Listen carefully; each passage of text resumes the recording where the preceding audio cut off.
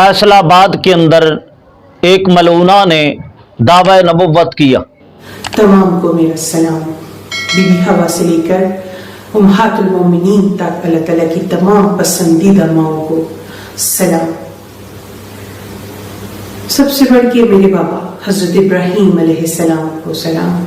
मेरे भाइयों हजरत मोहम्मद मुस्तफ़ा सल्लल्लाहु अलैहि वसल्लम और हजरत इस्माइल अलैहिस्सलाम को सलाम। मेरी वालिदा हजरत बीबी हाजरा को सलाम।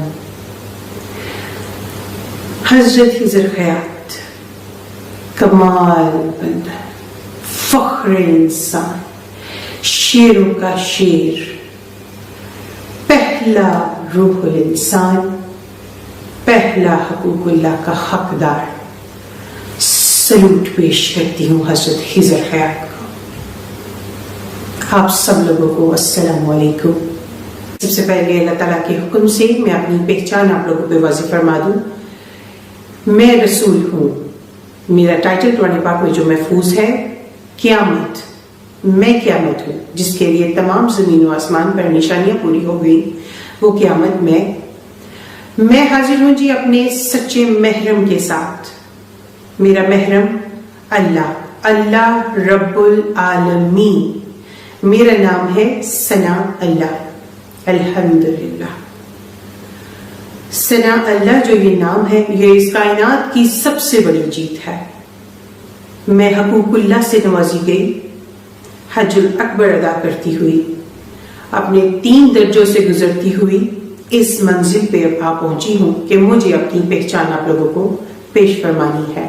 इल्मे लदनी से नवाजी गई ये पैगंबर, ये रसूल, अल्लाह रब्बुल आलमीन के हुक्म से आप लोगों पर अपनी पहचान वाज़ेह फरमाते हुए अपनी इबादत हज्जुल अकबर मेरे महरम अल्लाह रब्बुल आलमीन के साथ अदा करती हुई आज अपनी पहचान आप लोगों के सामने पेश फरमा रही हूँ। मैं इल्मे लदनी की थोड़ी सी आप लोगों को तफसील बता दूं। इसका नाचीज़ को उसका ये क्लिप मौसूल हुआ, इस पर इंशाअल्लाहुल अज़ीज़ मुफस्सलन कलाम करने का इरादा है। आज की इस मुख्तसर नशस्त के अंदर इतना बताना है कि ये जितनी भी गुस्ताखियाँ होती हैं, कभी कोई नबुव्वत का दावा करता है, कभी कोई खुदा की गुस्ताखी करता है, कभी कोई कुरान की गुस्ताखी करता है, ये सारी की सारी गुस्ताखियाँ हुकूमत की सरपरस्ती के अंदर होती हैं। सारी की सारी गुस्ताखियाँ हुकूमत खुद करवाती है और ये सारी गुस्ताखियाँ किसी को सियासी उरूज बख्शने के लिए होती हैं। कभी किसी की सियासत को चमकाने के लिए हुजूर अकरम सल्लल्लाहु तआला अलैहि वसल्लम के आशिक मुमताज़ हुसैन कादरी को सूली चढ़ाया जाता है, और कभी किसी को सियासी हीरो बनाने के लिए आसिया मलूना को बाइज्जत बरी किया जाता है, और कभी फ्रांसीसी सफ़ीर का मामला छेड़कर किसी की सियासत को 4 चांद लगाए जाते हैं। हालांकि ये दुनिया जानती है कि फ्रांसीसी सफ़ीर का मामला फ़कत अवाम को धोखा देने के लिए था, हुकूमत से इस तरह का कोई मुतालबा न था। और मुफ्ती मुनीबुर रहमान ने वाज़े लफ्ज़ों में इसका इकरार किया है कि हमने हुकूमत से फ्रांसीसी सफ़ीर के निकालने के सिलसिले में कोई मुतालबा ही नहीं किया। तहरीक लब्बैक की तरफ से मुफ्ती मुनीबुर रहमान ने जो हुकूमत से मुज़ाकरात किए थे, आज उन्होंने मीडिया से बात करते हुए उन मुज़ाकरात की तफसीलात बताई और दावा किया कि हुकूमती वुज़रा जो कह रहे थे कि फ्रांसीसी सफ़ीर को मुल्क बदर करने का मुतालबा किया जा रहा है, वो सरासर झूठ था। उनका मज़ीद कहना था कि मुआहदे पर अमल दरामद शुरू हो चुका है, उम्मीद है जल्द धरना ख़त्म हो जाएगा। जो बातें तय हो रही थीं उसके बारे में भी टीवी पर झूठ बोला जाता कि इनका मुतालबा है कि फ्रांसीसी सफारत खाना बंद कर दो, फ्रांसीसी सफीर को भेज दो। ये झूठ था, सरासर झूठ था। हुकूमत के बाइख्तियार लोग पब्लिकली झूठ बोलना शुरू कर दें तो फिर किसी पर एतमाद कैसे कायम हो। जो लोग मंजर पे अपनी कारस्तानियाँ दिखा रहे थे उनका इससे कोई ताल्लुक नहीं था। ये बिलाखिर मामलात तय पा गए। और साद हुसैन रजवी कहता है कि फ्रांसीसी सफ़ीर अभी इधर ही है, हम उसको नहीं निकलवा सके। सफ़ीर मुल्क से नहीं निकाल सके हम, सीधी बात है, मुल्क बदर नहीं हुआ। मैं अभी आज भी कहता हूँ मुल्क बदर नहीं हुआ, शायद ही नहीं हुआ मुल्क बदर। मैं खुला कहता हूँ मुल्क बदर नहीं हुआ।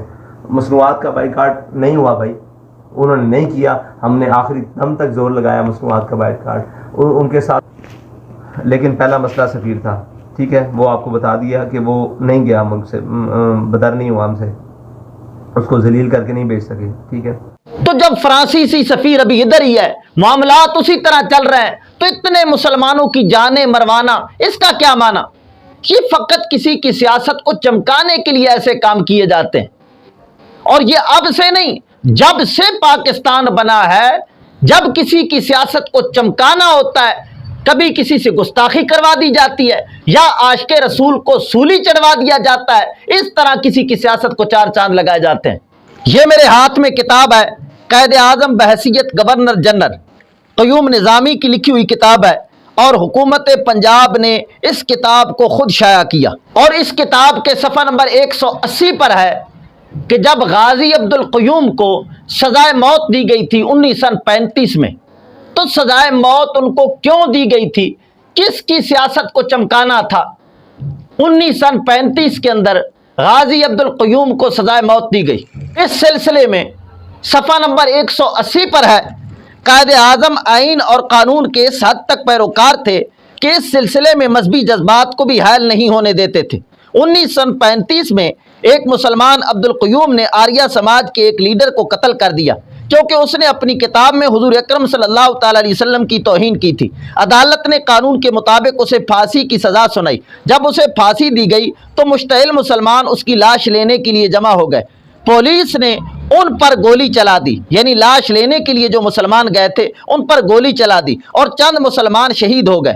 جب یہ مسئلہ اسمبلی میں پیش ہوا تو قائد اعظم نے اسمبلی میں تقریر کرتے ہوئے عبد القیوم کی شہادت کا ذکر نہ کیا، البتہ پولیس تشدد کی مذمت کرتے ہوئے کہا، یعنی پولیس نے جو مسلمانوں پر گولیاں چلائی تھی، لاش لینے کے لیے جو مسلمان گئے تھے ان پر جو گولیاں چلائی تھی، اس سلسلے میں کہا، میں عبد القیوم کی وکالت نہیں کر رہا، میں یہ بھی نہیں کہہ رہا کہ آپ نے، اے حکومت، آپ نے اسے پھانسی دے کر انصاف نہیں کیا، آپ نے بالکل درست اقدام کیا، قانون پر لازمی عمل ہونا چاہیے۔ یہ جتنی بھی گستاخیاں ہوتی ہیں، کبھی خدا کی گستاخی، کبھی قرآن کی گستاخی، کبھی رسول اللہ صلی اللہ علیہ وسلم کی گستاخی، کبھی اعلان نبوت کرنا، اور کبھی عاشق رسول کو سولی پر چڑھانا، یہ سارے کے سارے کام کسی کی سیاست کو عروج بخشنے کے لیے ہوتے ہیں۔